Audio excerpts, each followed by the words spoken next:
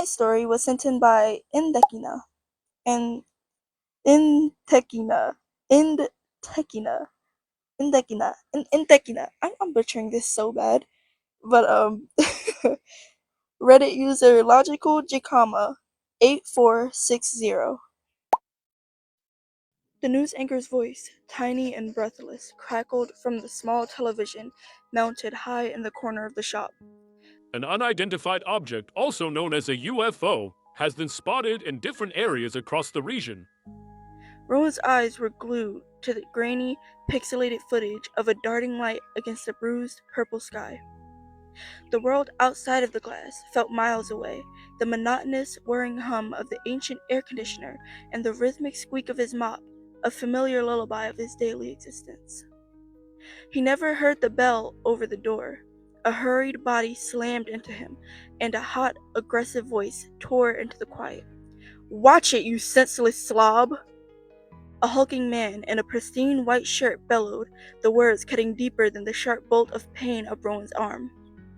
The bucket clattered as soapy water sloshed across the tiled floor. Rowan's mouth worked on its own. I'm so sorry," he repeated, a faint automatic whisper lost in the man's red-faced tirade.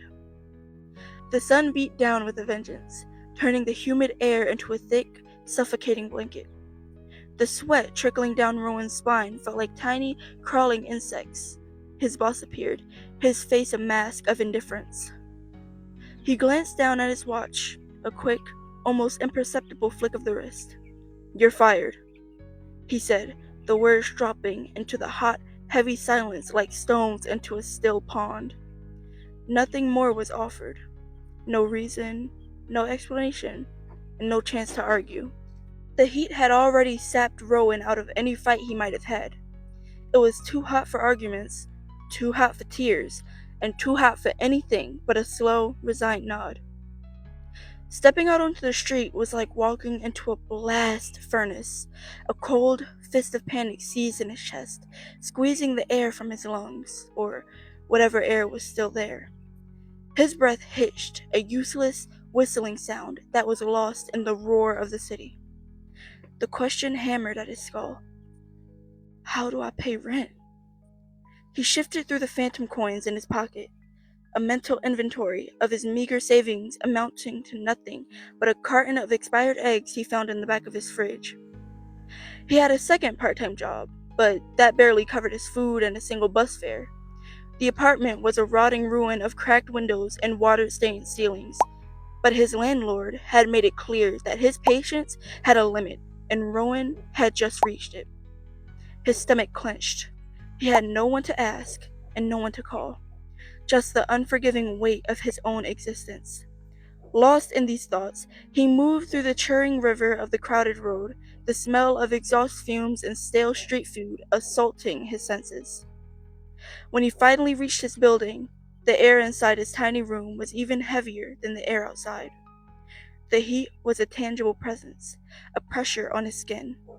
A pervasive smell of damp rot and unwashed laundry clung to everywhere, so cloying that even he, long accustomed to it, had to retreat. He made his way to the rooftop. A gentle breeze, a small mercy after the day's heat, drifted across his face. The air up here was different, less thick, less suffocating. He stood on the cracked tar, looking over the empty stretch of road below, a silent, unmoving asphalt river. He remembered how he used to stand there and smoke, the sharp, acrid taste of nicotine a momentary escape. Now, the memory was another sting of his poverty. He couldn't even afford that luxury. It was in that moment of profound stillness that the full reality of his situation finally hit him. A cold, hard certainty washed over his hot skin. He had nothing. He was nothing. The sheer, crushing weight of it all was almost funny. Couldn't even afford to be miserable. It was then, as he considered the cosmic joke of his existence, that a brilliant glow appeared on the horizon. It moved with impossible speed, a silent star that grew in size, casting an eerie, shifting light on the buildings below. He watched, transfixed, as the object, a sleek, humming disk, hovered directly above his building. This was it. The UFO everyone was talking about. A primal fear seized him, but it was quickly replaced by a sudden, insane thought. A small smile touched his lips, which quickly blossomed into a loud, hysterical laugh.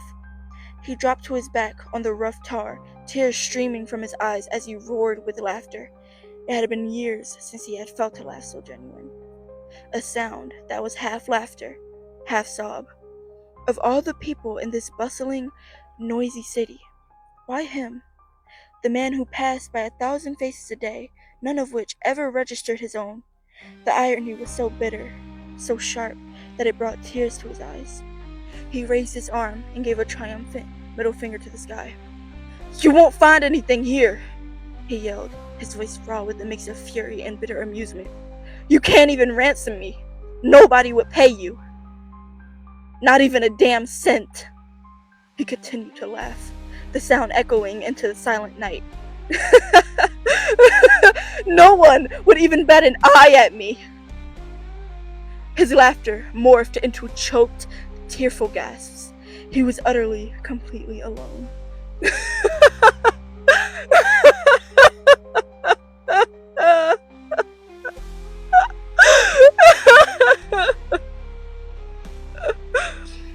What a rotten luck the aliens had to choose him. As he was about to say more, a beam of brilliant, pulsating blue light descended from the object above and enveloped him. With a quiet, almost gentle hum, the light lifted him off the rooftop. The man who had felt so invisible was now a single, defiant silhouette, bathed in an impossible, brilliant light, lifting slowly into the sky. What an amazing, what an amazing story, yo. Man, justice for Rowan, man. He had it rough. Imagine you just doing your job and people pushing you, and then your boss come in. You already in a bad mood. Your boss come in and he just like, "You're fired." Like, wow. And then you need to pay rent for that bum behind apartment. That's crazy. That's crazy. No food in the fridge, like, John, wow.